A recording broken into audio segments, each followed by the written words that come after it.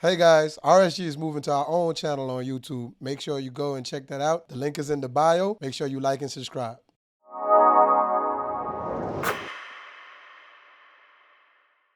Justin Gatlin is the latest in a long line of sprint sensations to emerge from the USA. Gatlin got a good start. Look at this man coming through now. Gatlin. What a fantastic performance from Gatlin. It's all about Gatlin. Ultimate goal is to be one of the best sprinters in history. And what a fantastic performance from Gatlin. And look at the time. It's the American leading the Jamaican at the moment. He knows he is the world champion. Justin Gatlin is the world champion here in London. Hey, what's up, buddy? We're back for another episode of Ready, Set, Go in the building. You know, it's your boy Jay Gat here. And you know who my co-host is? Man, Rodney Green, man. How y'all doing? Rodney, man. What's up with the occasion, man? The head's all nice and shiny and smooth, Doug. Like what's going on? You had the fresh, I can't even say fresh cut. What do you call it? Fresh shave? Fresh baldy, man. Fresh baldy. Fresh baldy? All right. Okay. Okay. The occasion is, man, we got our first lady of Ready, Set, Go being in Mrs. Dawn Harper-Nelson. I'm so happy to welcome her to RSG, man. She is our first lady to grace our screen, and I want to welcome her. Hey. Dawn, what? Am I on? You on? What's up?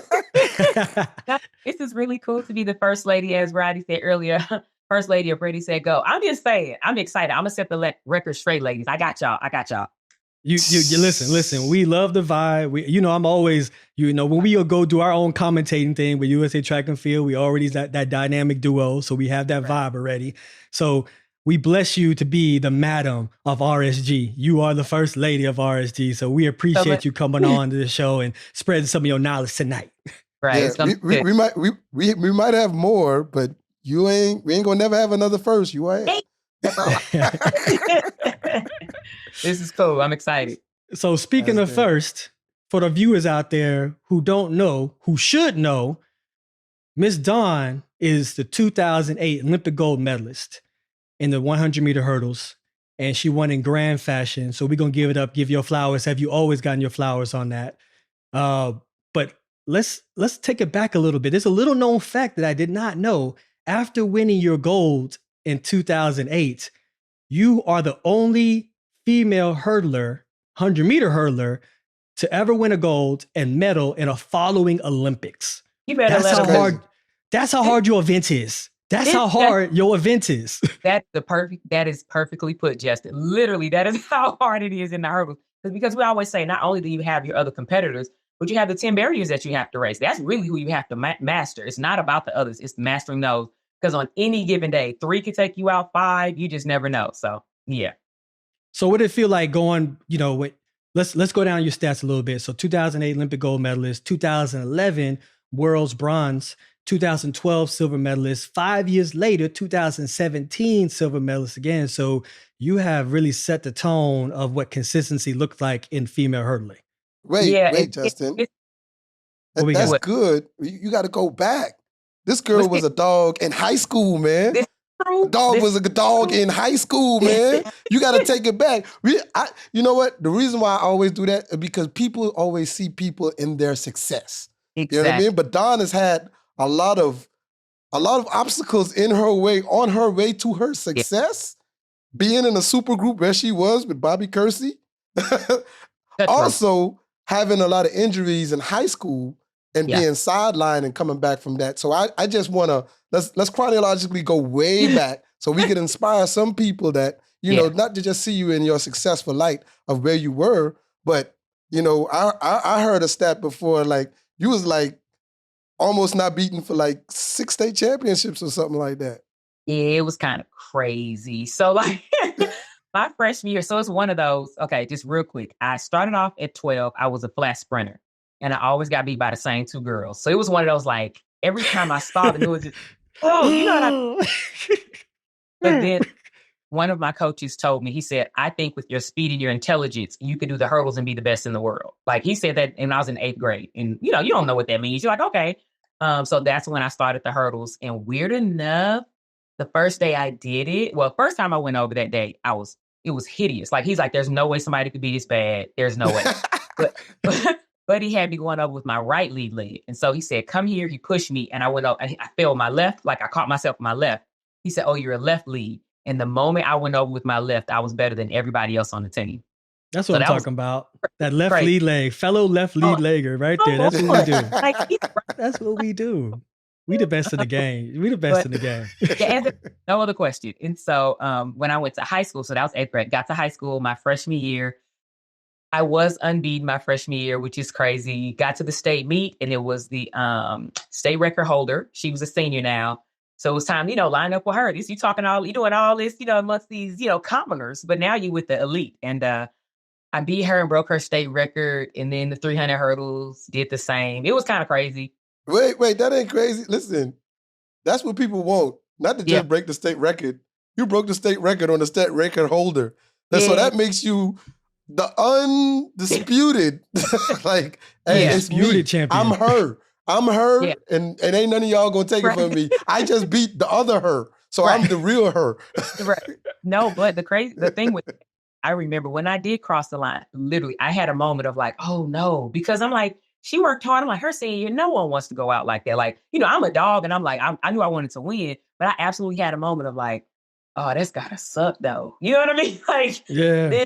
Absolutely. You felt like you upset the balance. Like you was like, hold on, I wasn't supposed to do that, but I trained to do that though. Right. I'm like, I wanted to do that. But it's like, oh, I'm sorry, a little bit, But the crazy part about what you're saying, the injury was my sophomore year, was undefeated again until the day before sectionals where you qualify for state.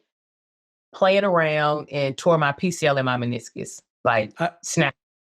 That's what I heard. So hold on, like how many days before or like minutes before the competition? It was the day before. It was a Friday and on Thursday. Yeah. What were you doing? Because you said playing around.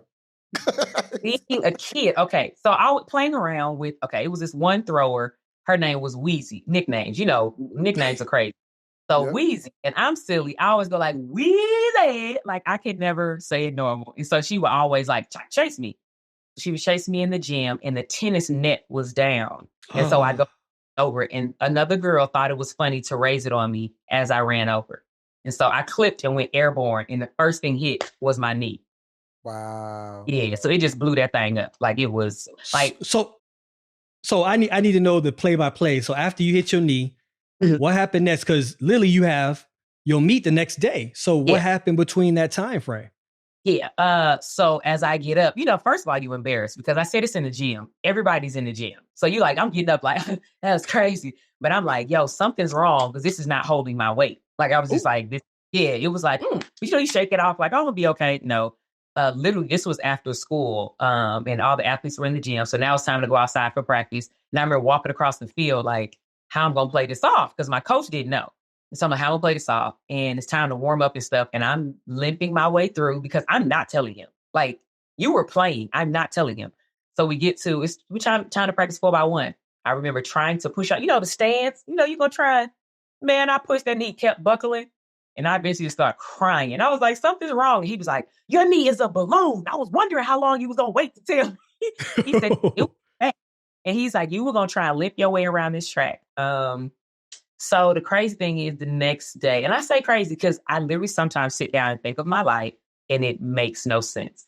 The next day, I still limp my way to winning 4 events at sectionals with no PCL and meniscus. Hold on, winning 4 events with a torn meniscus and PCL. Yeah. Jeez, bro, your mindset is off the charts. I trained too hard for that. I said, doctor's going to have to stop me. But when I got to state, the doctors were like, your knee's not going to make it. So I begged and cried to run at one event, and it was 100-meter hurdles, and I got second. And her name was Crystal Riley. I will never you remember her name? She gave me my only loss in high school. Never forget that chick. Oh, man. I wonder where she at now. Crystal Riley, where you at, man? Jump in the comments. Jump in the comments for us. Hey, Crystal Riley's probably saying she watching Dawn as a career rose, and she telling her daughter or son, I beat her. I beat her. I beat her. Absolutely. Right. It's crazy. Yeah. So it was interesting. But then I healed and went on to just win again my junior, senior year. I broke my own records in both hurdles and stuff again. So what was that transition for you going from being such a dominant force in high school and then transferring over into college? and seeing that your competitors were at a different level in college. So what was that like for you mentally too? It was the definition of, we were all state champions. Like at UCLA, we were like, when I went there, we were the school. Like it wasn't like it was like, nah, everybody's trying to get to UCLA. If you think you kind of fast, you want to go to UCLA. And I was blessed to get a full ride. And I remember walking onto the track like, oh, it's real around here. Like it was the mindset. You just saw like the juniors and seniors, they made such a statement of like, it wasn't even their words. Like an example, we had a 50-second time trial one day. Like I said, it didn't say a word. A couple of them crossed the line before 50 seconds. What am I supposed to do with that? You know what I'm saying? I was like, and you're running by yourself. So I was like, they didn't even have competition. Like, this is insane. So for me, it was such a, like, you say you want to do this, but this is really what it takes. And that really kind of notice of like, it's every day. I remember that. I remember that my first year going and being a dominant hurdler before I became a sprinter when I was in college. And, you know, the hurdle height changes from high school to college for men. So I'm over here, I'm good. I'm clean over the high school hurdles. You know what I mean? I get to that college height and I'm over here just jumping all afflicted and everything.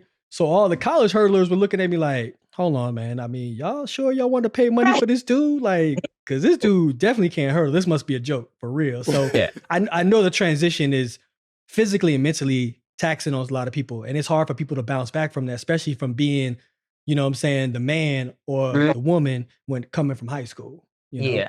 I think the part that was a blessing was I had coaches that were very clear that this is a process. You know what I mean? Like they saw and they really like pulled us aside and was like, hey, we're not expecting you to come out here and run these times, you know, like your first year, so to speak. They're like, yo, it's a process. Now the time will come but we will absolutely call on you and expect you to do all these things and more. But right now, like you haven't been in this program, you don't understand the weights, you know what I mean, the nutrition, just, you know, basically, and the track program. So they were very, very patient with us in explaining that. Who was your coaches in college? So the head coach was Jeanette Bolden, and then the assistant coach was Bobby Kersee. So I had his crazy stuff at the beginning. So you had a smooth transition there.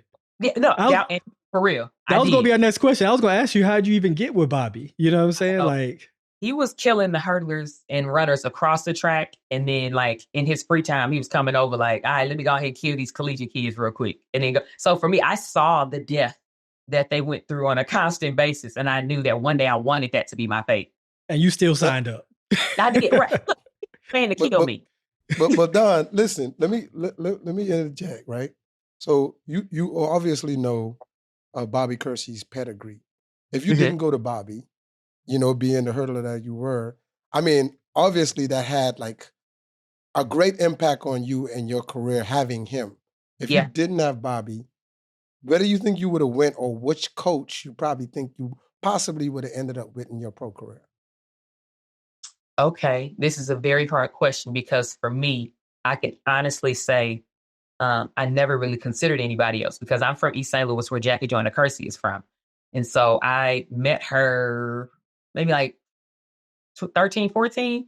And so, you know, she pulled me aside and was like, I see something special in you, keep going. So I knew I already idolized her. And then she says this, and I knew I wanted to go to UCLA, and Bobby was there. So for me, it's like, that's it. Like that is who can take me to where I want to go. But I will say, once I got offered a full ride, I did take one visit to Alabama. And never just, and look, just because I'm like, sure, my mom was like, you need to at least visit more than one school. So I'm like, okay, I really felt like it was for no reason. But Caryl was there as the head coach. She was there first. She was there. He recruited her tail off. I remember going home and I was like, my mom was there with me, but on the flight back, I was like, I don't know. Like I was like, I never thought of, so maybe in life, maybe her, but for me, to be honest, it was she only recruits dogs. So how did she know that you was a dog? Did she know that you had a meniscus tear when you was in high school? Right. How did she know you was a dog? Like, but she came for me and she came to, I mean, I was just like, looking at her like, that sound real good, mama. That sound good to you. Like, she was amazing with her recruiting.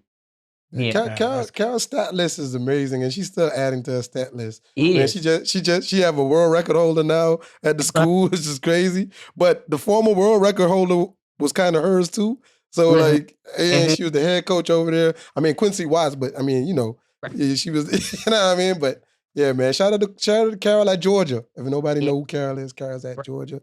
She's been around a little bit, UCF, Tennessee, Alabama. Yep. Yeah, man. Yeah. So that's really good. Now we move on to your question now, Justin. Now you can move on to your question about her pro career, man, about what was your mindset like being in that type of atmosphere, man? Because people don't realize, like, in the year of probably 2007 or when you went there, I mean, Bobby Kersee already had like a world champion, an Olympic champion. So even though you a dog, you a little dog. Before you answer this question, I want to set the tone for the audience. I want to set the tone for the audience because normally when an athlete turns pro, he or she goes to a training camp. And using that training camp, it'll be like maybe 1 star, you know what I mean? That's, the head of the camp. And then you have a couple other prospects there in the camp that do well, not consistently as a star. But Dawn went into a camp that had walking, living legends that she was training with already. So give us a list of people you train with. Absolutely. Joanna Hayes, the defending Olympic champion. So she won the thing right before, like the one that I'm trying to go and do. She's like, just did that and set the Olympic record. So she ran it faster than anyone else. Then you had 2-time world champion Michelle Perry. She had been undefeated for 3 years. Okay. 05, 06, 07. So, and then I come in really pro in 07. Then you had, with SC, she is a terrible, terrible person. No, I'm just playing. Al at the time, the collegiate record holder. And I was in that race when she set the collegiate record. And then, and mind you, all of them every day, let's be very clear. Every day we came to practice and they showed up in their brand new Nike stuff, in their brand new BMW and Mercedes. Okay. Name on their shoes, laced. And then I had my old UCLA gear with my old spikes because I didn't have any money, working 3 jobs on a hope and a dream. Like every day. And understand the environment got so intense sometimes that Bobby was like, y'all can't train together. So he would go 2 at a time. Like we would warm up and stuff, but he'd be like, y'all wait, y'all can't run this set because it would turn into a full-on race. And he's like, no one is executing. You didn't do nothing I told you to do. The line. Because y'all just out there competing then. That's straight up. Like, I need, because for me also, and I know for all of us, think about it. You brought an SC athlete over to UCLA campus. And at the time, she had just won. In 06, she actually won nationals. Okay. So now you have these athletes like, I'm the top dog. No, she the top dog because she kind of won the last one. So every time we line up, I need to prove to myself, I know I'm ready to prove. It was just a constant mental battle every so day. So it was a layer. It was a layer of the OGs in the group and then the newcomers in the group who were the top dogs in your own right. So were you intimidated at all, or did you just jump right into the mix and was like, hey, I'm trying to bang with all y'all? So I think it's funny. I wasn't intimidated. I was absolutely clear that I was willing to empty the tank. I needed to know how much I had in me. Like, I wasn't afraid to say, no, I understand I got to go toe to toe with y'all every day, but I'm trying to see what that's like. Like, I didn't want to, kind of go there and look up to them so much. And we go through reps and I'm like, well, if Bobby said come through at 24, they're going to lead. I'm like, nah, you got inside of one. I got the outside of one. Like, I had to test myself because I knew that when the time came and the gun went off, I didn't want to tell myself, you gave them an edge every day in practice. Like, how can you now believe that you can beat them? And I will say they were very nice to me with being open with information. Like, I asked questions all the time. Like, I was a student. I had to be a student of the sport. And so I was very clear on asking questions. I think I asked Michelle a little more questions because she was an overthinker. Like, Bobby would tell her, stop thinking. You're doing too much. She would really study the event. So I would talk to her a lot. And she was an open book. I mean, she would talk to me about certain things. And I'm like, it was almost like in my head, I'm like, okay. So. Let's talk about it a little bit. You said you went there with no money for a lot of athletes who come out without contracts, because that's what it sounds like you're saying. You say you came out without a contract. Negative money. Exactly, negative money. So, and that's really hard in our sport. We always hear about the success stories or the bigger names like that come out and they get these like contracts and they're set. What was that like, transitioning from no contract, your first day there, you said 3 jobs. What was that mentally like? What was your rest schedule like? What did you have to give up? Because I think a lot of people, they they fall in love with trying to do it on a professional level, not having a contract. But when the work starts, they kind of realize that, I don't know if I really want to do this because I don't get enough rest, I don't get enough this. You can make excuses, but obviously you didn't make excuses. Yeah. Take us through that. Well, one of the things I had to do was have the hard conversation with my dad. My dad was very clear. I remember telling him, like, I want to train for the Olympics. And he said, straight face, no chaser. He's like, no, we sent you to UCLA to get a degree. You're going to now enter into the real world. And wow. Yeah, right. And now, mind you, my father's grown. He's doing it in life. He knows what it takes to make it in the real world. But I'm like, I don't want to take your route. Like, I'm putting myself on a 2-year plan. And what I said was, I'm okay with making all the sacrifices for these 2 years. And Daddy, I'm gonna chase this dream. Like I'm chasing the dream. I have to see what's in this tank. I'm absolutely going to empty it. And I remember it got to the point where it was kind of like, he wasn't like kind of constantly calling and saying stuff, but I kind of had to be clear with such respectful tone.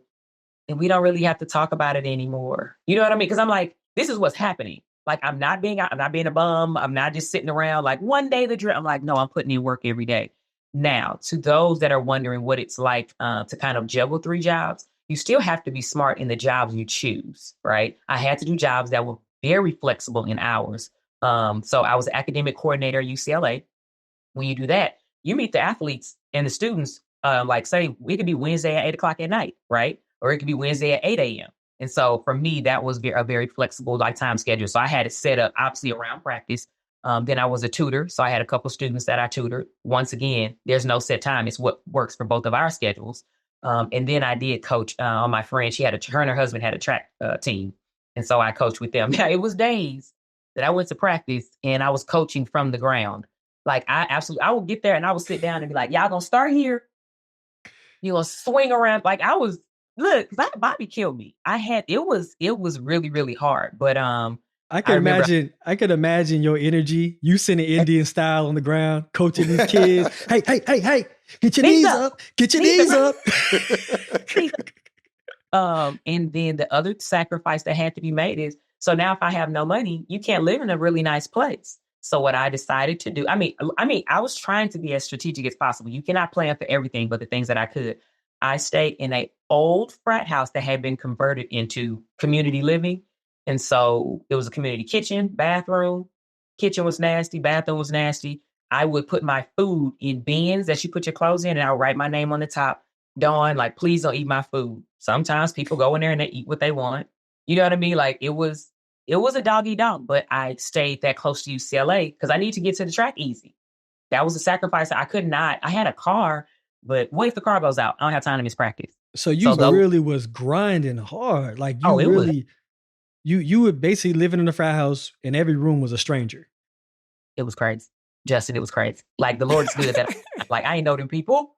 Did you ever, when you went through that path, all right? So working 3 jobs and you are juggling so much going on, your body's tired, you go home and your home is a room that's an old frat house and you're living with strangers. Did you ever have doubt in your mind? Did you ever hear your dad's voice in your head that said, come to the real world?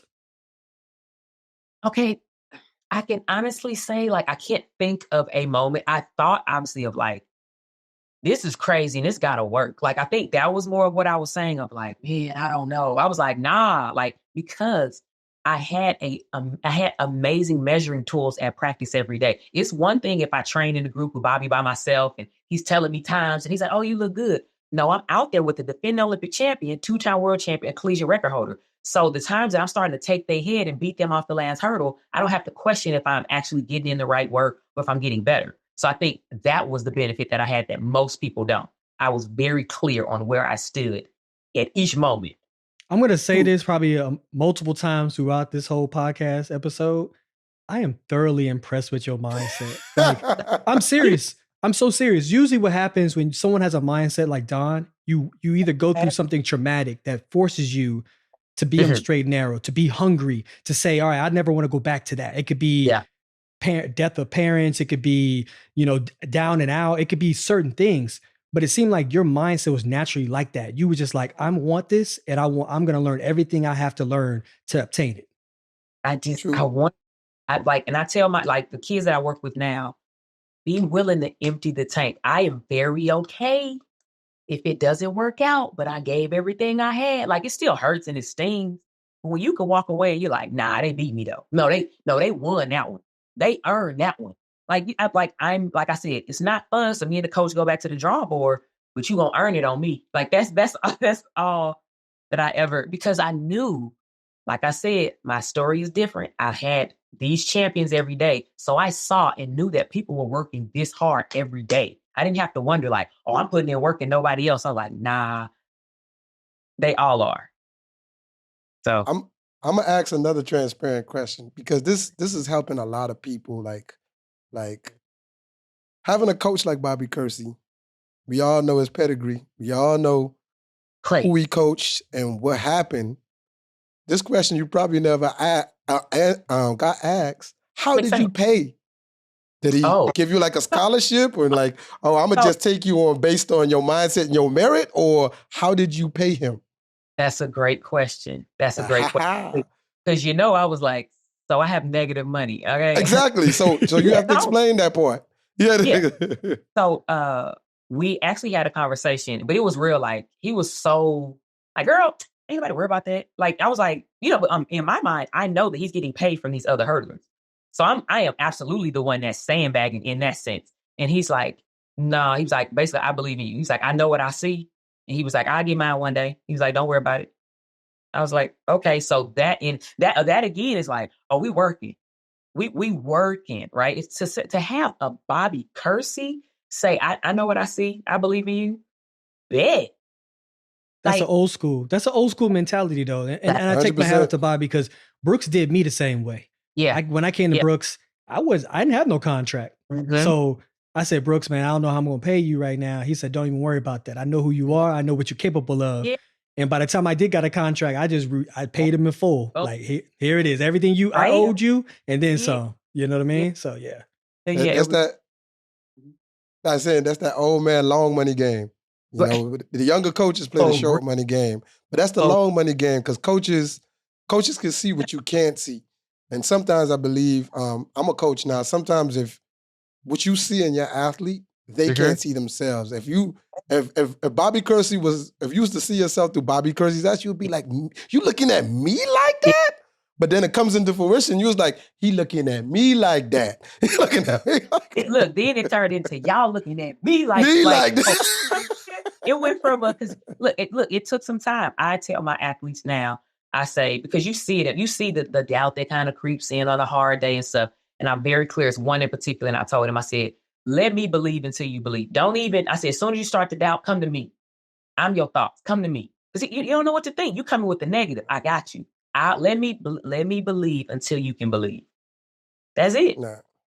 Yeah. I love your countdown to the Olympic Games, your Instagram rants, man. You have, sometimes the athletes will have self-doubt and everything like that. Those are real thoughts that you have in your head every day that people look at somebody like you and be like, man, she probably go to practice every day and feel like she got it. You know what I mean? But let's talk about some of those days that you had self-doubt.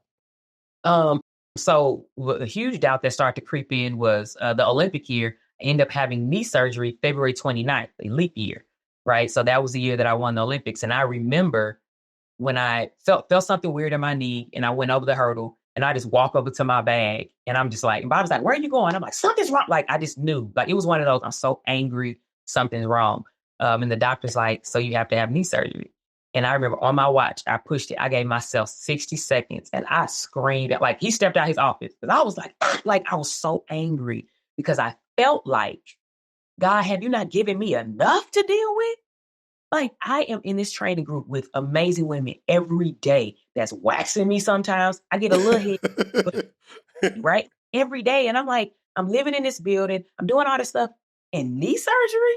Like, there's no, like, how? 60 seconds. I'm screaming, I'm hollering. Literally, I hit my watch because at that time, the athletes in California were practicing. It was during the same time. So I was like, I know what they're doing. And so when he walked back in the room, I was like, all right, so what's up? Like, let's get to work. Because I'm like, I don't have time for that. I definitely had moments when I would sneak on the UCLA's track at night because, they were trying to, like, lock the track up. So I would sneak on the track. And I remember the first time I wanted to try and run on it. I still couldn't bend it all the way. And I did a 300. It took me almost 2 minutes to try it. Wow. Yeah. By yourself? Hold on, you went out to the track by yourself? I ain't got time, Justin. No, people need to people need to hear this, man. I get it. Once again, I see Dawn in my head. I see her hobbling over to the entrance of the track, looking around, make sure ain't nobody see her, and then she get out there hobbling at the whole 300 by herself. Looking crazy. Looking at the clock, like, ain't no what. Like, it was just so like, how am I supposed to get back to where I was? And it's so now it's March. Like in March, we get down in June. I'm like, come on. Yeah. I remember when I finally got to, I was like, okay, I was being a negative Nancy, right? I was down on myself because I saw, yes, it was improvement, but I felt like it wasn't enough. Like I needed leaps and bounds, right? And I remember I had written down, I had notes, I had questions for Bobby because you said you saw something in me and you still training me like you think I can make this team. But like, do you know? Like, are you just doing this because you want to give up on an athlete? You know what I mean? So I did. I had questions written out. And I remember I told Bobby, so he does this thing when he needs to talk to you. He just walks by you. He doesn't. He's like, come here. That's all he does. Like, and you just know like, oh, okay, we're walking. But his walk is so fast. So you're like almost jogging beside him. Like, what are we doing? And so I remember I was like, Bobby, I need to talk to you. And he was like, what? And I was like, come here. And I'm just walking. He was walking over like, you know what I'm saying? Like you summoning me. I'm like, yeah. And I remember I had my questions and I was about to start. And then I just closed the book and I was like, I just got one question. Do you still think I can make this team? Like I was like, because I was like, all this is just nonsense. I just needed to hear the one thing. And he was like, I wouldn't be coaching you if I didn't think so. And I was like, all right. And I just walked off. Like I needed to hear, because I didn't have it. He had to believe for me. I did not. I was confused on this whole journey because it looked nothing like I thought, right? Like to knee surgery, that's in no one's dream. And I remember after he said that, it was just like, hey, we don't have time for any more negative thoughts to creep in. And so like, that's almost when I went on the grind even more, like right now, like, okay, I'm gonna do these extra things and I'm gonna do this. And I remember the first day that my physical therapist was kind of like, okay, she can really go. Cause I had been at the track, jogging and doing little strides and stuff, but not going. And I remember I came out to the track thinking normal. And Bob was like, all right, put your spikes on. It's like, what? I was like, you're aggressive. Like this is, and he's all I had been doing was strides. Spikes? Like, can I put my racers on? Like this is, and he's like, put your spikes on, we ain't got time. He said, we're gonna do a 150 time trial. Who are you talking to? I was like, I literally was like, he's crazy. He's crazy. And I ran 17.9. And he was like, right? Off of, and he was like, he basically looked at me like, now shut your tail up. I was like, all right, you might know what you're talking about. Like it was a lot. It was a lot of relying on Bobby. Like he knew what it took. And I did my part. But when it was time to call on it, it was like, now? He was like, now. I was like, okay. Yeah. Like, yeah. So I want to lead into the question, dive a little deeper into the mindset of Bobby, because Bobby has influenced so many other coaches in the game, right? Even our coach, when we both trained with Dennis would always refer to Bobby's philosophies and say, Bobby did it this way, or, Bobby handled his athletes this way. So can you give the audience, because it's always like these urban legends about who Bobby is and how he trained his athletes. And some of them make you be like, what? So could you kind of illustrate a little bit to us about his mentality? First of all, Bobby creates mental monsters. Like if there's nothing else I can say, yes, we are physically ready, but by the time we get to the line, when I say my belief in myself, I'm so dangerous. I'm like lying just enough. He don't want the smoke. Like I am. Like that's how you feel. You're like, nah, what I've been through with that man, I am so positive none of y'all die like this. I'm out here doing mile time trials as a 100 hurdler. My race is 12 seconds long. Why am I out here trying to get close to 6 flat as possible, right? Trying to run 5 something. Other hurdlers aren't doing that. Like Bobby knew I need to create mental monsters. An example where he showed me that this track game is mental, like straight up. I was at UCLA and it was, I don't remember what year it was, but I see clear as day. It was a later evening we were training. So the lights were about to come on, but they weren't yet. And it was getting dark. And so we were I remember the conversation was like, why the lights not on yet? Why the lights not on? So we done this crazy workout where everyone was gassed, and we had 200 left. And we had two 200s left. And the first one, because we had 3 total at the end. So we did the first one. Everybody, first group, 2 seconds too slow. Second group, 2 seconds too slow. Third group, 2 seconds too slow. And everybody was like, man, that's crazy. That's crazy. That's crazy. All of a sudden, Bobby just disappeared. And we like, where'd he go? We standing at the line like, what's up? He walks out. He finds his chair somewhere. Finds his chair. He drags it to the middle of the track. He goes, if you don't run my in time, I will pay to turn these damn lights off. Run my time. He just, first group, 2 seconds too fast. Second group, 2 seconds too fast. Third group, I told myself, now, either if I don't have it, yelling don't make me go faster, right? Like, there's a such thing as you looking at your coach like, I'm really not punking out, like I really don't have it. There's a such thing as the body is done. But for him to all of a sudden say these words to us and everybody can go to, it's a mind game out here. If you can master that, if you can tell yourself, I don't care what's happening, I don't care what hurdle I'm at, I don't care how far I'm behind, I don't care. I can walk anybody out here, you dangerous. And that's what Bobby would create. Like that's I think the philosophy that he possesses is the fact that it's a lost art. Mm-hmm. Yes. Mm-hmm. We were athletes that not only competed for ourselves, we competed for the pride of our coaches. Yeah. We understood the sacrifices that they made, right? And I think that the era that we're in now, a lot of people compete for themselves. They compete for their brand. They compete for their ego. And they forget the fact of, the specialness and the connection you should have with your coach instead of thinking that it's just a transaction, you know? It's a lost art. It is. It's a lost art. No, I absolutely. Like there were times when, we would go to the track and say, somebody's just energy is just off. And Bobby's like, what's going on? Like, we really felt like we would joke like he's like our other father.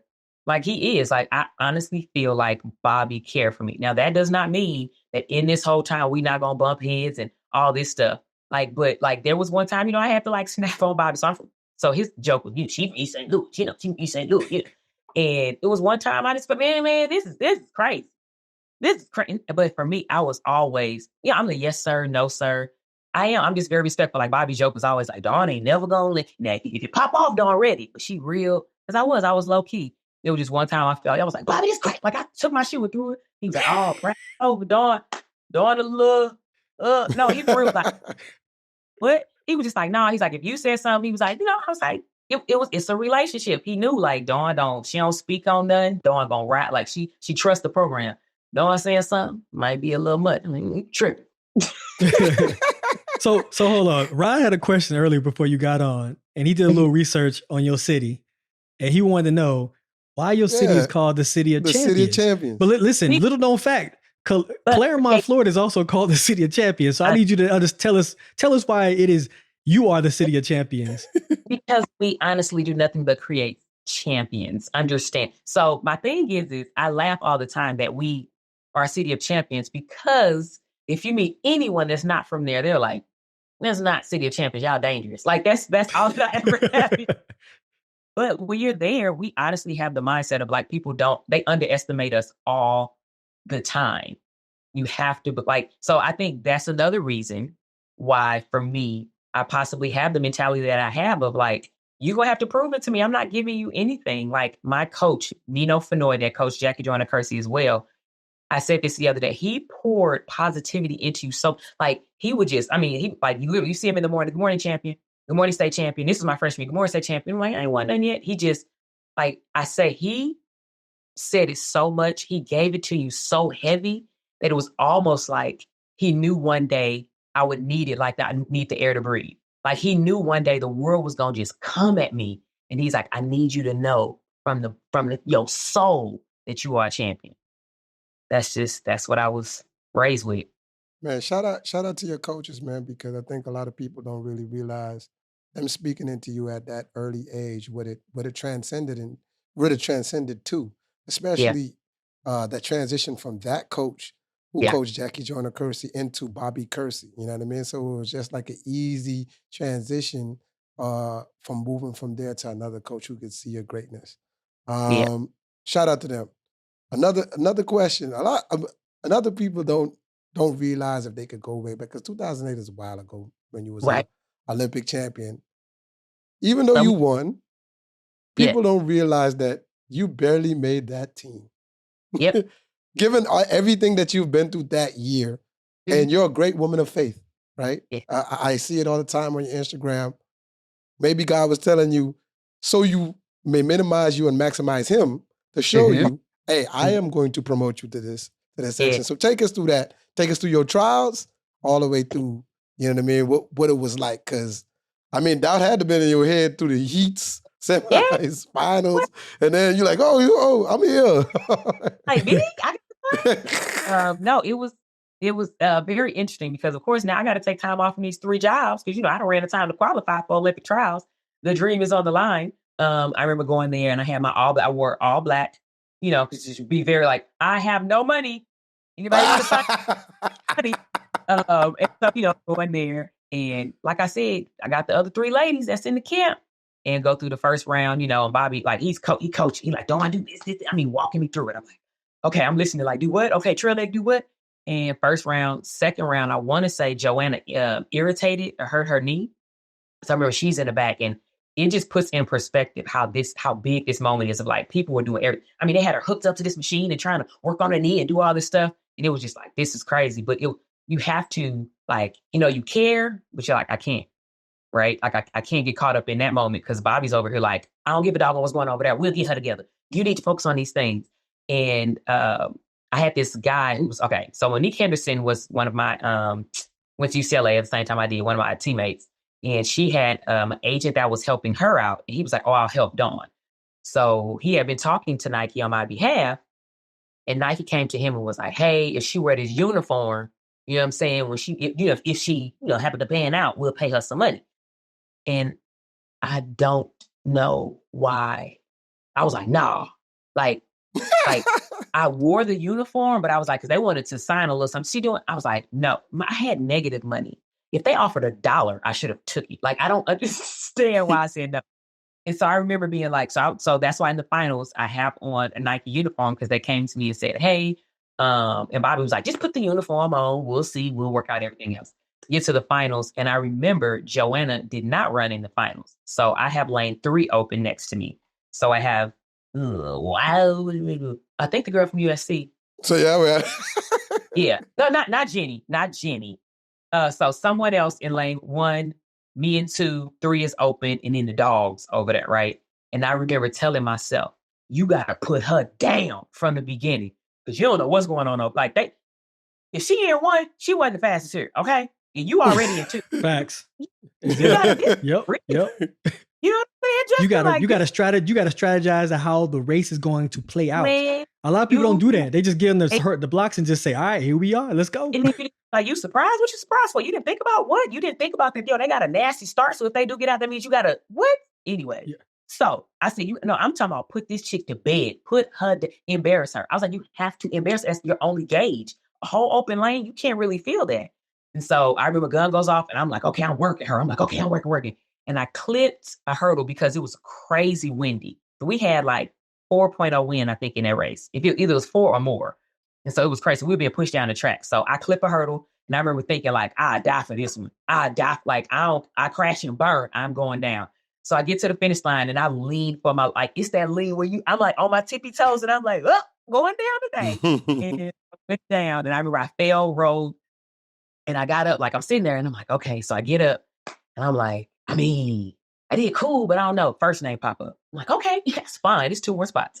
Second name pop up. I'm like, oh Lord, it's only 1 more spot. And it felt like it took forever for that third name to pop up. And then my name popped up.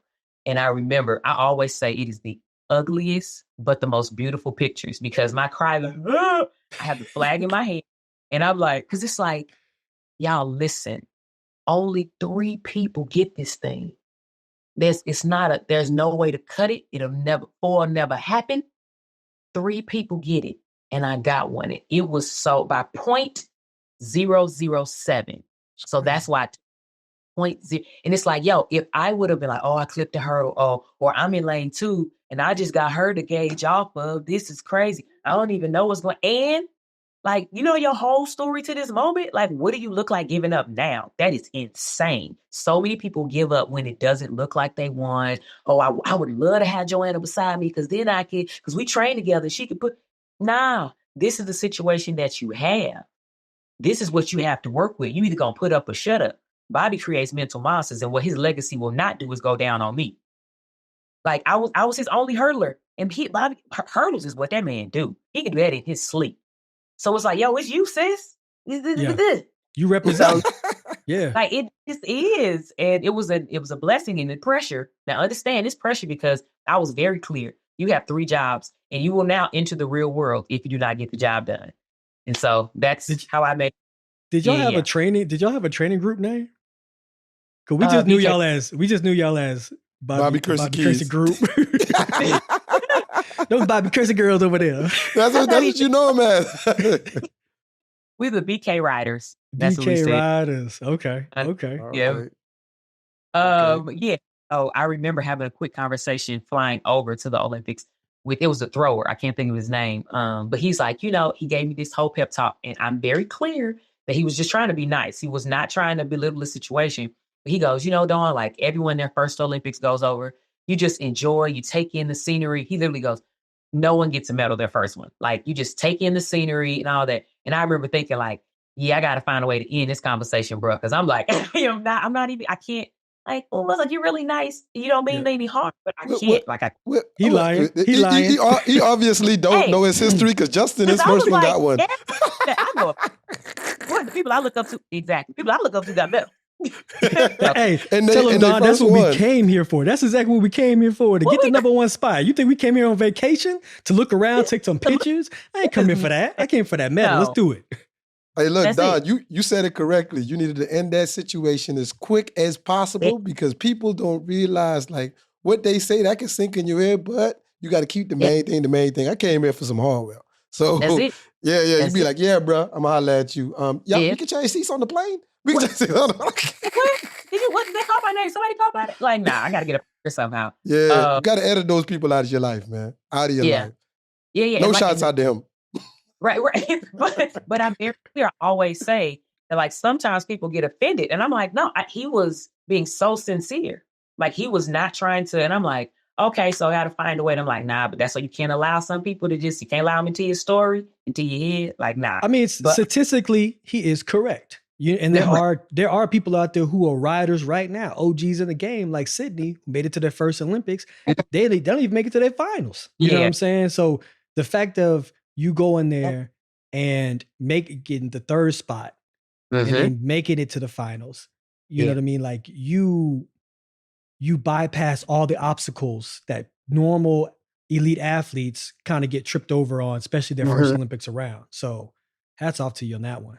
Yeah, absolutely. I think part of it was my conversation I would have with Bobby. I always say my first Olympics, I felt like a baby. Like, I was very clear. Bobby's been here before. So I'm looking at him and he's like just walking me through it. Like, yo, today's practice is going to be this. This is what we're going to do. I'm like, that's all I can handle. So that's what I'm going to do. Now, you do find yourself walking around like, yo, I'm at the Olympics. Like, it's kind of crazy. Though. Like, this is like, I got the gear. Like, cause I'm here. Like, it was like the dream is here. Like, yo, it's about to be time to put up or shut up. And I always say, first one, I felt like a baby. My second one, I was a grown woman. I looked at Bobby like, I got it, dog. Like, that was 2 different people, but this first one was so special though. It was really, really, really special. You know what's crazy about your first one, especially you and Justin. Y'all kind of is like, not even like the dark horse to win. You know what I mean? So we want you to kind of walk us through your final. You know what I mean? Because I don't even think the world's seeing it coming. You know what I mean? Yeah. And shout out to our training partner, Damu Cherry. You know what I mean? She trained with us. She trained she trained with us, and she is a dog also. You know what I mean? I've seen her do some crazy things in practice that works for her. You know what I mean? Yep. But like I said, like, you raced against dogs. So take us through that final, man. What that was like, you know what I mean?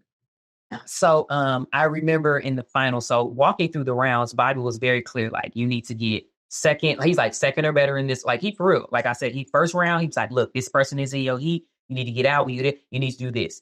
The second round, I think, did we do 4, Justin?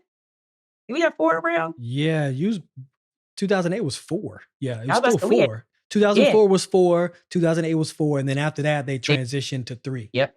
Yeah. And so I remember he walked me through each round, right? He's like, first one, you're good enough. So you need to run this time or better, kind of, okay, all right. Then the next one, okay. Then for the, was that semis? I guess second, whatever, before the finals. I don't even know the name of them no more. 4 of them sound crazy. Simmies. Correct. Simmies. So, I remember he told me, he's like, you need to win this to get a good lane. And I remember I was out with, and Damu was actually in my heat, and I clipped a hurdle, and I think she ended up winning. And I came to the back. He's like, it's okay. You got second. We still in. I'm like, okay. So we get to the finals, and he tells me, I need you to, well, first of all, we get done, and we're walking through the tunnel, and Damu, she, like I said, she my girl. We walking through, and me and her are like, we in the fight. Like, we grabbing each other, like, we in the finals. We was like, we can sweep this thing, because it was 3 of us. And, like, literally, that was our thing. Like, and what I love about this sport is that me and Damu, we saying we could sweep it. We were very clear. I want first. She like, I want first. You know what I mean? Like when we were saying that, it was like, yo, it's up to whoever gonna execute. It wasn't a question of me thinking like she wants. Like, nah, I know she about to come out here with that heat. Like Damu's not about to play in these finals. Right, and she not. Respectively, yeah, that's how it is. That's how it was with me and Sean in 04. It was like, hey, we going to this finals, dog. May the best man win. Like, what we going to do? The best win. You know what I'm saying? In my head, I'm like, Dumbo girl, you better get second, girl. You know what I'm saying? And so we go to the back. And Bobby's talking to me, and I do a little warm up. We've already run, so I'm doing a little jog and stuff. And I go over a hurdle, and he goes, "All right, sit down." And he has a chair. He's like, "Sit down right here." And I'm sitting down. I'm like, "Okay." I'm watching everyone else warm up. I'm talking about they going out of blocks. They getting it. I'm like, "Okay." I was like, "When am I getting back up?" He's like, "You good?" And I was like, "Well," he's like, "I saw what I need to see. You good?" I'm like, I remember thinking, he done made it how many Olympics, and he done finally lost his mind. Like he lost it on me. He done lost the mojo. This is it. But I remember as I was sitting down in the tent, somebody was playing on their radio because we have playing on their radio the song by Lupe Fiasco, a superstar, and it says, "If you are who you say you are, a superstar, have no fear. The cameras here, the lights are here." And I remember I heard it, and I was like it was almost like nothing else was playing, like no other noise. And I'm listening. I'm like, yeah, right. Yeah. But it was like he said, "Hey, Dawn, if you all you say," like, okay, so I'm sitting next to Bobby. So now I'm just singing the song in my head. And no headphones. I'm just like, if you all you say, I'm just going. I'm going. Repeat. They call to the call room, no headphones. Bobby said, "I'm ready." I ain't do no drill. I'm like, "You all who you say you are." Everybody else doing high knees. I'm like, "You all who you say you are. You all who you say you are." Go outside. I'm like, "Hey, you all who you say you are." I'm saying my block. You all who you say you are. You all who you like. I'm just like, yo, like this is it. This is it. And Bobby told me, "I need you to run with blinders on." He said, "Like a horse." He said, "Because in the hurdles, anything can happen. And I don't need you caught up in that." Like when I tell you the man be knowing what he was talking about, like he was like, run with blinders on. And I remember getting in the blocks and the gun goes off. And it was probably around hurdle 2 or 3. And I saw Delorine London from Jamaica. Her foot, I could see her foot. And I was like, well, you ain't winning. You know what I mean? Like, you ain't winning. You can see your foot. You ain't winning. Like, it was like. Not you over there critiquing yourself in the middle of the race. Can I see her? You're not winning. Like, it was just like, and so, I'm like, so I tell myself, go to work. Go to work means we locking in everything. Trail on, lead, like everything is a go. So I'm going. And I remember I come off of 10 and, you just run. I honestly did not know where I was. And I'm just like, lean for your life. So I lean and I'm like, I'm excited because I knew that I had gotten a medal. I knew I had done well enough. And Bobby had told me, he said, "You're getting a medal, but the color of the medal is up to you." And so I knew I got a medal, and I saw Sally from Australia start screaming, and I'm like, "We got second, baby!" Like I was like, "Yo, I'm what? Silver? I need some little brand coat with silver too." So then all of a sudden, Priscilla Lose from Canada starts screaming. I'm like, "We got third!" Like I was just dropping myself down because I'm like, if they happy, like they were doing that screaming, like I'm like, okay. And then all of a sudden, Damu comes over, and that's why I said she my girl. She will forever be part of my story. And she goes, "No, Dawn." She's like, "You won." And I look up and I like kind of collapse in her arms for a second. And she's like, "Congratulations." And then that's when I just was like, and they threw me the flag. And I'm like, what is happening? What is happening? It was just like, this is, and I literally in that moment, I said to myself, this little girl from East St. Louis, God thought this little girl could handle everything. I have no idea. Everything that would come with being an Olympic gold medalist, all the ups and downs that would come, this title for the rest of her life. He thought that she could handle it. That was so mind-blowing to me. That was so mind-blowing. It stays with you forever. Congratulations on that. It stays with you forever. That was a winding road all the way up to your moment, man. Shout out to Damu Cherry Mitchell, man, our training partner. She will always be your girl too. You know? Very nice, very positive. Look, you know what I mean? Let me tell you for real, how dope she is. So after I win, you got to do all the press and everything. Of course, everybody else goes off. And I didn't get back till late. Like 1 o'clock. It was so late. So I go back to my room, and her room was beside mine. My teammate, she had ran earlier. My roommate rather, she had ran earlier, so she was gone. So I go back, and our doorknob is broken. Like it wouldn't catch the hook. So I could not open the door. So it's 1 a.m, and I can't get my door open. And I'm like, no one's in there. I don't know what to do. I got to go next door to Damu's room. I just won. She got 4th. I have to go next door. I had to knock on the door. She opens the door, eyes bloodshot red, sis clearly been crying. And I was like, hey, like, I can't get in my room. And she was like, and her roommate was gone. She's like, it's okay. You can sleep in here. And I'm laying in the bed, and I will never forget. So my back is to her. I hear like all night. It was so sad because she was crushed. Boy. Yeah. But she's, I was like, I'm sorry, thank you. Like listen, like I said, the girl she was without a doubt. She like, come in, girl, lay on the bed. You know? You ain't telling us nothing, man. Like Damu was one of the nicest people, out there caring for kids, everything, man. She's a shining light, man. Shout out to Damu, man. You know Definitely. Shout out to Damu. We got through that part. Right. I want to know, in this state and time, this current before we get there. Before we get there. All right. Go ahead. My bad. I want to know, because a lot of people have to understand, like, everyone's always focused on winning. And then when they win, a lot of people don't know what their mentality needs to be after being a winner. What was your mentality after winning that gold medal and then going into the next previous years after that? So first, it was hard because I went from, like, think about it, the 4th best in my camp to now everywhere I go, you got the bib that's gold. Like, you're in the middle lane. Ain't no way to cut it. You the fastest. Top dog. Get paid to run now. You get an appearance fee. I've only heard of these things. Like, I've never, right? So now I completely turned the thing that I loved into so much pressure. What'd your daddy say? Tell me what your daddy said. You got to tell me what your daddy said. You probably looked him in the eye. He was like, he was right. I was like, right. It was great. Like, I remember hugging him. So my family, they were at the top when I won. Somehow, like, by the time I had my flag, I looked over. That's my family. Like, they were right there. So I go over and I hugged them. And my dad just he was hugging. It was such a, like, it was like a slow, like, you did it. Like, you did it. And I was like, right? Like, I was hugging him. There's actually a picture of me in the paper, in the Chinese paper, saying Dawn hugs fan. I was like, that was my daddy. The only other black man there. So that's my daddy. That was my daddy. Right? That was my daddy. He is so good. I love that paper. So funny. But yeah, that was, that. Let me explain a little bit of that situation where your dad came. My grandfather explained this to me, and it's not that fathers don't want the dream for you, even though you're going for their dream. It's so easy for us as adults to project our fears on our children because we want a secured living for them. And that's more so probably what that was of education, because he knew if you started in your field, you would have a secured paycheck every week or 2 weeks and everything else. You taking a chance with no money and you being a girl, I know how I am with my daughters. Anything they say, Daddy, I need, I almost want to give. So I'm pretty sure he didn't want that. So when you did it, he was happy, but it was more so him trying to protect you and your lifestyle. You probably know that, but I just want to explain that. The fans out there, don't demonize your parents. You know what I mean? And be like, they ain't believe in me. And that's, I was like, I knew that he wasn't coming from a place of like, you don't know nothing about the real, you did trip.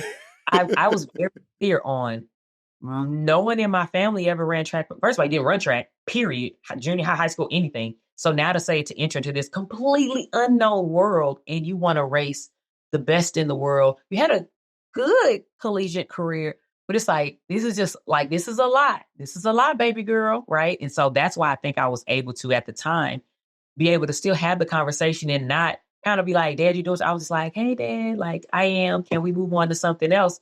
Because it was like, I get you don't know. I'm not about to explain this all to you. This is my journey. So now as a parent that you are, right? This is going to be a little joke. But as a parent as you are, I know you got 2 girls, right? 2 girls. So the parent trajectory has changed from your father to you because now you know what type of pedigree you come from. So when they start to compete, if they're losing, do you shout from the sideline, "You are Nelson"? Or do you shout that? Do you know where you come from? Do you shout that out? I'm gonna be a problem. I'm gonna be a please. Like y'all, like if even with my daughter's schoolwork, like I'm like, yo, you get like I've already went up to the school. She in pre-K, y'all. I done went up to the school on her, like, I heard you not doing your work. She in class, like, what is happening? My mom is here. I'm like, sis, you were never. No, but I'm also clear on there's a such thing as being too hard on your kids. And I do not want, I want to always be a safe space. As tough as I know I can be and very like intolerant of things, I just don't want to be that parent that's like, yeah, our mama just, like, I just, that would kill me. Yeah. So, yep. That's dope, I think you man. had that's dope. I think you had a question you wanted to lead into, right? About yeah.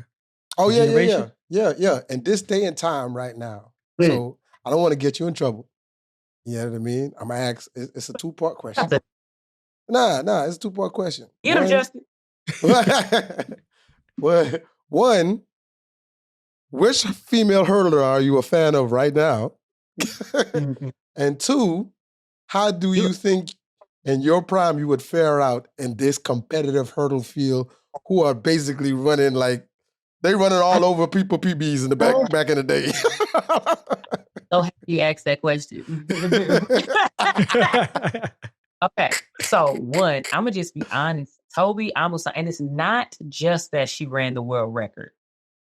I have seen this chick come back from legit like crazy injuries, season not going well, but being patient and understanding the prize is actually at the end. How even when she won, I think she's won. It's another stat I was going to say. So I have 4 Diamond League trophies, right? 4 in a year or in a row. She has 400. 3. I only got 3, so you doing it. Go ahead. Yeah. She from Canada, 3. 400, man. 400. And so she has 3, but I think 1 or 2 of those, her season was not going well at all. And for her to stay focused throughout the season of like this, and then understand if I win that, I secure it next year for myself. I'm like, yeah, she built different. And her technique, she's a machine. If you watch it, like, nah, she don't really do a hurdle bag. You know, you got someone with wild technique. I'm like, nah, you could tell she's locked in every day at practice. Like, she's like, this is how I want to duplicate every single time. So I'm a fan because of some of those reasons. So how do I think I would fare? So check this out. Prime Dawn. All I know is win no matter what. Prime Dawn, though. We going to the best version of you. So I'm just going to be honest. First of all, I just got to say this. Are the shoes the same? Because they not. The shoes they running in right now, throwing them down that track. Am I wrong? Hey, you taking the questions right out of my head. Because that's my next question I was about to ask you. The super shoes. Go ahead now. Come on. Like Nike. So just the other day, like for real, like Nike's so awesome. They sent some for my varsity track boys, right? So I'm like, let me give my babies this. They've been running well. They earned it. I got that shoe and I was like, and listen, I'm about to say this. And if anyone makes it this long into this podcast, if they was a fan, they might not be a fan. I looked at them, was like, man, none of these times real. Get out of here. Like, boy, you get so much out this show. No, I say all that. No, it's dope. I was like, look, and we should be improving things, right, in the sport. I'm not saying, but I'm just saying, compared to the shoe that I ran in, that was hard as that thing, and you had to create any and everything that you got out of it. Yep. I think that I'm gonna just say I'm in that. Like I'm not one to shy away from nothing. I'm very okay with running against a Toby Amusan whose technique is on point because mine was too. I'm okay with dealing with somebody that feels that they can believe to hurdle 10 because I believe to hurdle 11. Like, I'll be like, let's do this. Like, yeah, okay, give me once. That's fine. That's fine. Today's a new day. Like, it's called nah, sis. You know what I'm saying? Like, I would have loved to be in this where so many of them, because I had a conversation with the hurdler, I'm not going to say who, because she was like, well, I don't want nobody to know we talked about this. But she was saying how, like, yeah, you know, when you guys ran, it was really hard, but like now it's different. And I was like, elaborate. You know what I mean? It seemed like, but it's like, nah, us hurdlers, we have always been cut from a different cloth. We have always. 100%. Gail Devers and them? Are you serious? Then you got Michelle Perry, Joanna Hayes. Then you got me and Kelly and like Damu and Sally and Priscilla. I'm sorry. What happened was it was high and it stayed there. You're just new to it. That's fine. It feels like a lot to you. That's the event and sports you chose. Yeah. You know, yeah, that's crazy. I asked that question on the show that the dog's still in you. Like, you ain't even fear it down. You was like, yeah, I would have gave it to these chicks, man. You ain't talking about nothing. Ain't nothing about putting on some shoes and lacing them up. Ain't nothing. Would have been fun though, but yeah. Oh yeah, I would have loved like a Camacho. Man, Camacho. She, first of all, to me, she is almost like the height wise and build wise. She's the Jenny Powell. She's a mom. Yeah. So she's a stallion, is what she is. She is a legit stone cold stallion. Now, trust me, she know that. She know that, but the funny thing is, she don't even like. She like, yeah, I know, but you know, I'm still working. You know what I mean? She's just very, very, very like, I still got a lot of work to do. That's how she speaks, man, and she's one of them. Yeah, I love her raw. Like, and I've met some of the hurdlers, and literally, they have said to me, is this really how you are? And I'm like, I'm an open book and I give it to you how it is. Like, listen, I'm very passionate about what I do, but I'm like, when we talk about hurdle stuff, I'm going to break it down and give it to you. Like, this event is not a sugar-coated event. So I can't give you a sugar-coated conversation. Not going to happen. Right. You know, so I enjoy talking with them and, you know, really just kind of pour it into them when they do ask. Like I said, I'm an open book and love to break down certain things and, you know, have fun with it. So Dawn, being the champion that you are, and you came from basically, let's just say, like when you stepped into the professional world, you came from nothing, right? Yeah. So there's a lot of athletes that you know that are transitioning from collegiate and they're coming into the professional world with nothing. Do you see a way to fix that issue in our sport? Oh. What do you feel about a draft or something along those lines that really gives focus to the athletes who do have true potential like you, but they slip through the cracks because they may not have a Bobby Kersee or they may not have a Nike or a Reebok or Adidas, whoever looking down and seeing them? Yeah, I think that would be very, very helpful. Something that I didn't expect was when I, went pro, like I said, struggling, right? So I didn't qualify. I was no tier what, right? So, no insurance, all those things. And I remember my mom telling me like, you need to pay for insurance and all this. And I'm like, this is a lot of money. But as soon as I won, you get the message like, oh, you're tier 1 and you got all these things paid. Now, it's a blessing to get that stuff paid. But I remember thinking like, I got it now. Like, you know what I mean? I needed that when I had the 3 jobs and this insurance was coming out or I had to pay for all these different things. And so absolutely, I think really like you said, if there was some type of draft or something where they could pinpoint like athletes that are like on that trajectory. Now that still can be hard and skewed because you're still picking the most glorious athletes, right? That's the part I think is hard is because no one would have chosen, no one did choose me, right? Yeah. And so that's the reason why I say I love that our Olympic trials, USA, you got to put up or shut up on that day. I have experienced both. I have made multiple Olympic teams, but I have absolutely missed out on one because of injury. And I remember being posed that question after I missed the team. Someone was like, so Dawn, do you feel like we should now choose? Because they were like, they would have chosen you. You got to put up or shut up on that day. And I'm sitting there, tears in my eyes, like, nah, because they wouldn't have chose me at 08. Right? And so that's why and if we did choose athletes to kind of benefit from some type of, like financial this and that, because we see the trajectory, I'm sorry. I think who would choose these athletes cannot be the ones that are choosing them now. What if you do it like income based? So if you have a contract and it's over let's say 40K, you can't be eligible. So you would have to kind of divulge if you're a signed athlete, because we know as you get signed, all these things come when you no longer really need that financial up. You're more than welcome to take it. You're like, yeah, I needed this back then, but yeah, give it to me now. You owe me. You know what I mean? But what if it's like a person coming up and you say, okay, like how you wore all black, they know you don't have a contract, but you're in the final. So they say, okay, we're going to give this person this money because she's in the final and she doesn't have this. You know what I mean? So it could possibly be, do you think that process could possibly, or be one of the processes that could possibly work? Yeah, I do think that definitely could be, because like you do get to a point where you start to see some athletes as like, she was kind of in the finals last year and she missed out, you know what I mean? Or she gets into the Diamond League races and she doesn't have a contract, but she's just wearing, gear, because it's nice to have gear. Absolutely. But once again, when we do choose these athletes, there needs to be some type of committee put together or something where, because like me and Justin, we're going to look for something a little different than, I'm just going to say it, the ones that haven't really ran before or experienced that from the gutter is going to look for. Like I may notice some things of like, okay, did you notice that she was on until this is kind of when the hard part comes of the season, because you got to ramp up. Like, that you got to travel more and you got to do all these things. And if they traveling, they only going to give you $800 for a plane ticket, but it costs $1,600 to get on the flight. And you still got to pay your agent some. So I really came home I ran 3 races. I came home about $2,000. You start to see a dip, maybe a decline in the train. So you know what I mean? Like we like, it would need to be someone or a committee, a group of people that will understand those things. Yeah. I think young athletes don't understand the ins and outs of the sport. And we get blindsided, especially our rookie year.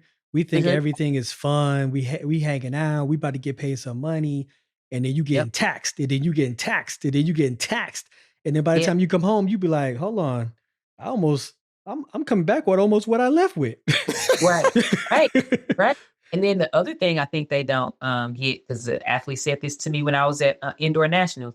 They were like, oh, I'm running this well. They was like, man, each year I'm just going to get, I already know, like I did this right now. Next year I'm going to do this and do that. And I was like, oh, that's not always how it goes. Like there is a sense of like, yes, you still playing for, but the way they were saying it was like, I mean, I'm easily going to be running like this time about it. And I was like, that's not how that, you know what I'm saying? Like, because life hasn't even, you haven't, I'm just saying, not saying, you haven't either made a team and yay, good success, or you haven't missed a team. What does that do to you mentally when you like, I know I should and I didn't? And now the little money that you were getting, gone. Like, you know what I mean? Like they don't get, they're like each year can look different. You playing for certain things, but in this track and field game, and Justin, every year, Rodney, every year is somebody new. Like, come on. They drop out the sky.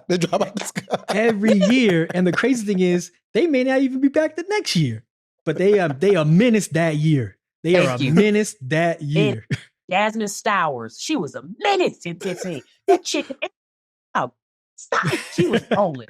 Every time she stepped up, I said, she can't run slow. Okay, I got to figure this chick out. She can't run slow. They're a menace. But yep.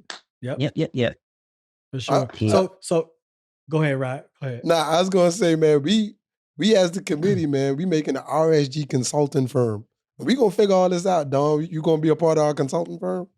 Right. Listen, let me know. Hit me up. Look, y'all, just hit me up. You got the number. I got you, girl. Yep. So, I got to ask this question. Okay. Because you're the only one I feel that has slayed this dragon in real time. The infamous false start, right? You remember this? Do you remember this? She remember the class. She remember this because I felt like when the one where they said you false start, but then you came over to the official and said, my hands did not move. I didn't move my hands. And everybody was like, we was all in the stands like, wait, she has a point. That says in the rule books. Like it really, like, can you walk us through that? Because I think a lot of people don't realize like how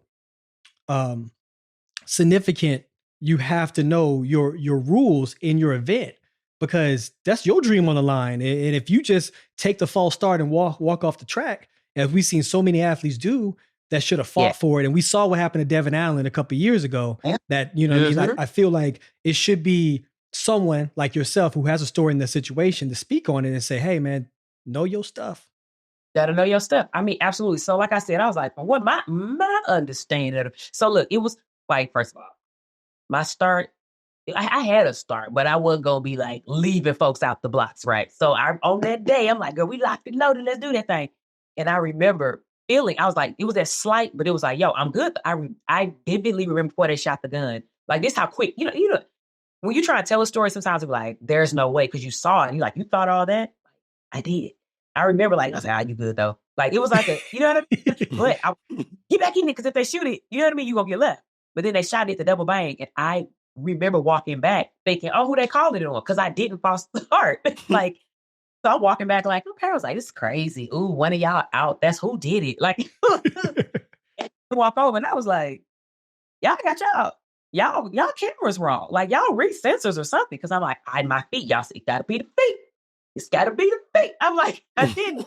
And that means I did not get an advantage. I did not get it. And that is what this sport is about. No one should get an advantage. And I did. So I went over and I'm like, show me.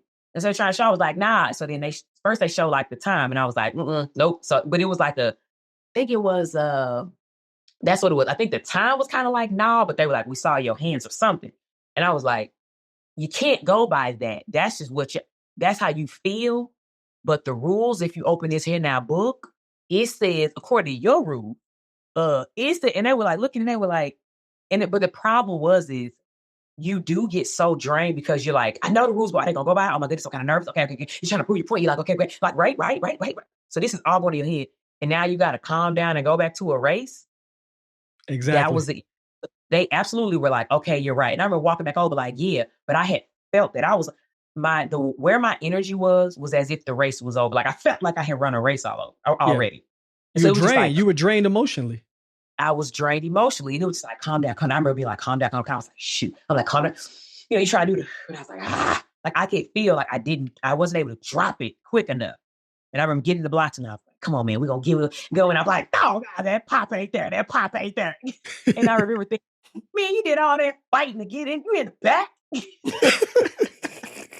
Hey, you had one victory that day. You definitely slayed the officials on that day, though. Listen, when you watch Dawn walk over on that camera, she walk over to that man like a usher telling you spit gum out in church. Come here, let me talk to you. I was like, I'm leaving. Yeah. That was at Monica. Yep. Yeah, that's a good time. Yeah, so good time. I have one more question for you. What is your dream race? Not saying how it's going to finish, how it's going to pan out, but if you could have a lineup of 6 to 8 women anywhere throughout history, who would you race against? She gonna hurt somebody. She gonna hurt somebody's feelings. Just give me the top 3. Give me the top 3, including yourself. This is crazy. Okay, I already know one. Gail Devers. I love her to the day I die. Like I love Gail too, man. She was it for me. Like she is. And real quick, you know who runs like her? Aaliyah Armstrong from LSU. Yeah. Check it out. I get out them blocks. That's exactly how Gail. Like I'm just Rodney. I see him thinking. Study it. So Miguel, I'm gonna just say it because I want to give her that last little Sally. Line it up again. Now, I guess it probably would be some other people from the past, but like in my mind, I need to give her that another L. So go get your L, Sally, and then go back to retirement. Well, shoot, with that question Justin gave you, who would you say was in your career after the Olympics? Who would you say was your rival? Every time you saw this, just Sally? Do you not know my career? Like I ain't get an L. I know Sally, yeah. I know Sally from the world down under. Sally, the white wonder. That's it. Not like it was literally. It was Sally. It was Sally. I guess you answered it. But I got another question. Hey, Bobby don't like indoors? Why why none of y'all when you look at the people from your camp, No, none of y'all ever ran indoors, but like all of y'all damn near belong in the Hall of Fame. So, but you have zero indoor stats. You tell no lies, my man. Bobby was so big on the big picture is outdoors. He's like, there ain't nobody getting paid from no indoors. And no medals that's gonna matter in. And I was like, I remember at some point I used to be like, but I would like one though. Like, can we train for it? And so part was agent would be like, the meet directors are calling, like, wants you to run indoors. And I'm like, well, I'm doing 600s and I haven't done any hurdles yet. And so my agent was like, yo, they gonna pay this money. I'm telling you about 2-3 weeks out. Can you make it happen? So I'm talking about it. And I'm like, Bobby, can we? Like, if you want to. Literally the week of, if I left on let's give you Thursday, the Friday before, I pull out some hurdles real quick. And I'm like, man, you trash. You are so trash. Hey. So he would literally be like, do your drills on the fence, do your little trailing drills. And he'd be like, all right, jog over something. All right, you done for this. So I already did the workout, the running workout. He's like, all right. Then on probably Monday, he would be like, all right, we gonna go over the hurdles. I told y'all lead till Wednesday. Tuesday, he like, you ain't doing no hurdle. You gotta run. And then Wednesday, he like, go get on the flight. I be like, you so trash. You so trash. So you believe that was Bobby's way of sabotaging you so you could just see the big picture? Be like, man, I don't care about this indoor, man. I have no idea how great I could have been in indoors. We never, he was so trash. He was clear. If we said run an indoor, he would be like, I don't give a care about indoors. And we were like, I guess since my fate, I actually found a coach that don't care about a huge part of my career. Yeah. Don't worry, we in that same boat with you. I stuck a couple in my career, but it was always a golden rule in our camp that you ain't doing indoors. Ain't nobody think about indoors. No indoors. April. No, none of so that. why you even worry about indoors? And you will see some people rolling. And this is the part that I think will always be crazy. They would be rolling in indoors. And I would be like, somehow this is not translating to outdoors because all y'all getting, it was like, I always thought they were 7-7. I'm like, that's nice, but why am I with you at hurdle 5 then? You get what I'm saying? If you 7-7 and I didn't train, but this is the problem between you and your training. Yep. This is the problem. Yep. So. Yep. Don, you said before, and I don't know if Justin have any other questions, but you said before, and I'm going to ask you this, and I want you to really think about it. You've made multiple Olympics, right? Mm-hmm. What is your favorite Olympic moment? It doesn't have to be on the track. It could be you on a bus in Beijing or somewhere in London or, it doesn't have to be. What is your favorite memory from Olympics? So we do Olympic story time. So we're going to let you do Olympic story time with Dawn Harper-Nelson. Oh, you are so whack for that. It's okay. Okay. The hard part is I have to say there are two, because there are two that makes my heart go pitter patter, right? It was one, remember where I said I'm sitting down with Bobby and I heard that song by Lupe Fiasco? That 100%. To me, that was the moment for me. Like, that was the thing that, like, it was like, you're ready. This is it. It's all coming together. Literally, all you have to do is go and do it. Right. That was such a beautiful moment because I'm thinking my coach is crazy and he's lost his mind, where all of the other hurdlers are warming up. 7 girls getting it in my face. And Bobby's like, sit down. I saw everything I need to see. That is mind blowing. The second one, I told you, the first Olympics, I felt like a baby. The next one, I felt like a grown woman. And the most beautiful thing to me was before the finals, Bobby came to me. I get done with the semis. I come over and I'm like, okay. And he's like, there's nothing else I can tell you. He's like, you ready? Like, that was like, this man, first of all, he's seen what he needs to see, but this man trusts me. Like, he trusted me. And he's like, you got it. And this was so for the warm up, he didn't address it. He didn't touch. I was walking around the track with my massage therapist that I had flown over.